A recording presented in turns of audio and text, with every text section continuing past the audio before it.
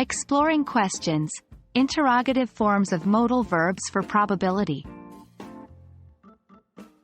Hello everyone, and welcome back to our Grammar Fundamentals journey.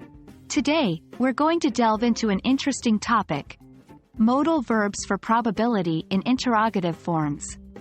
Remember, interrogative form simply means questions. Are you ready to unlock new possibilities in your English language learning? Let's get started. First, let's recap. Modal verbs for probability are used to indicate how sure we are about something. For example, she must be at home means we are very sure she is at home. When we transform this into an interrogative form, it might sound like, must she be at home?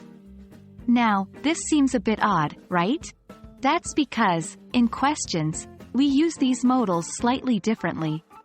So, let's dig deeper. Interrogative forms of modal verbs are more commonly used to seek agreement or confirmation. They often come with a tone of surprise or disbelief. For example, could he really be the murderer? Might they have left the party already? Should she be working so late? In these examples, the speaker already has an idea or assumption about the situation, but is seeking validation. It's important to note that the modal verb, must, is rarely used in its interrogative form because it can sound quite formal or even old-fashioned. Instead, we often use, could it be that? Or, is it possible that? To ask similar questions.